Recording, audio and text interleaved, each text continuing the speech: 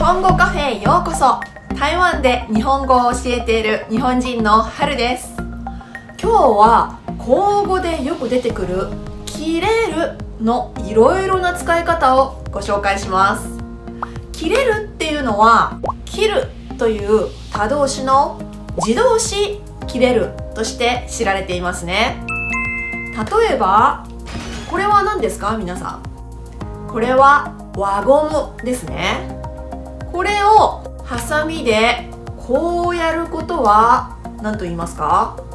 輪ゴムを切ると言いますが、もしこの輪ゴムをずーっと使ってるうちにこうなってしまった場合、何と言いますか？輪ゴムが切れたと言いますね。今日はこのような基本的な意味以外に6つの切れるの意味をご紹介します。まず最初にさっき出てきたこのハサミがすごく鋭い場合、何と言えると思いますか？このハサミはよく切れる。こういう場合よく切れると言いますね。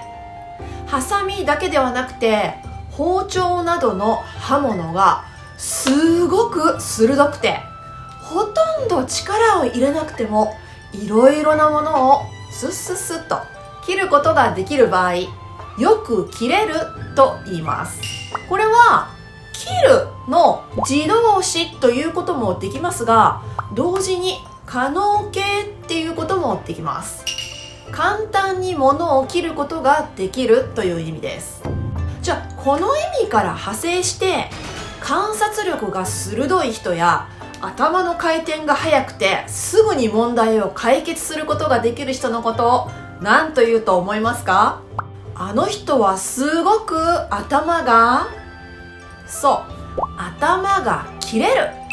頭が切れると言いますね。まるで鋭い刃物が物を切るように頭がいい人とか物の考え方が鋭い人のことをあの人は頭が切れるとこのように言います。で、ここまで考えた切れるっていうのは切るの自動詞または切るの可能形の切れるだったんですけど、ここから考えるのはもう一つの切らすという他動詞の自動詞切れると関係があるんです。皆さんスマホをよく使いますか？スマホをずっと使っているとだんだんバッテリーがなくなってくることがありますね。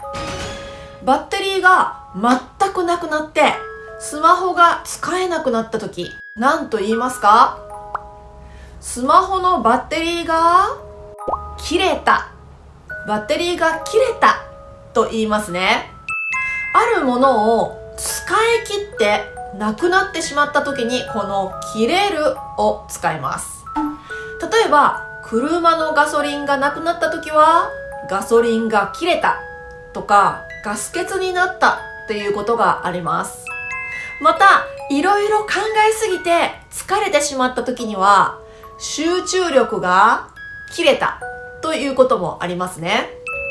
これと少し似た使い方なんですけど、ある期限を過ぎているっていう時にもこの言葉を使います。例えば冷蔵庫にずっと入っていた食べ物が賞味期限を過ぎてしまっていることに気がついた時、何と言えますか？これ賞味期限が切れてるよ。賞味期限が切れてるよ。こんな風に言うことができますね。賞味期限以外にこの意味で使えるのは、例えば任期が切れるとか雇用期間が切れるなど、このような言い方があります。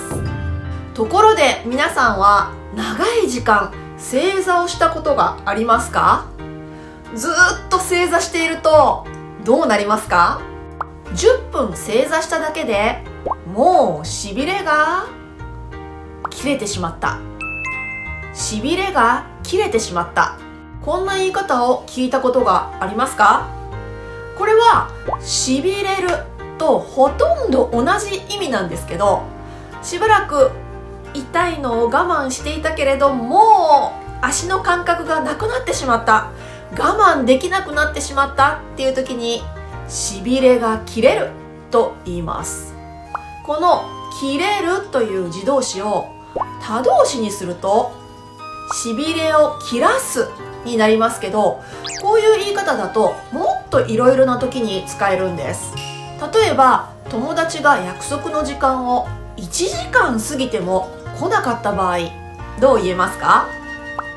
友達がなかなか来ないので、私はしびれを切らして家へ帰った。こんな言い方ができますね。我慢できなくなってとか、もう待てなくなって家に帰ったとか、他の場所に行ったっていう時によく使います。最後に紹介するのは若者言葉です。例えばこんな風に使います。最近ストレスが原因ですぐに子供が増えている。これはすぐに切れる子供が増えている。すぐに切れるですぐに激しく怒るという意味になりますね。この場合は切れの部分をカタカナで書くことも多いです。どうして切れるが怒るという意味になったかには2つの説があります。まず最初は、昔から堪忍袋の尾が切れるという慣用句があります。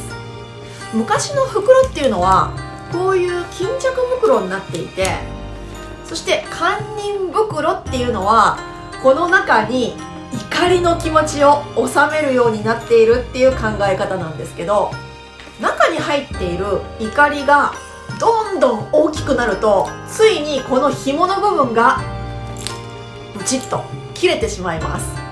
この紐のことを昔は「お」と言っていたので、堪忍袋の「お」が切れるというのは、ずっと我慢していた怒りが爆発するっていう意味になりました。もう一つ、どうして切れるが怒るっていう意味になったか。もう一つの説は、急に怒ることによって頭の血管が切れることを表すので、怒ることを切れるというようになったという説ですね。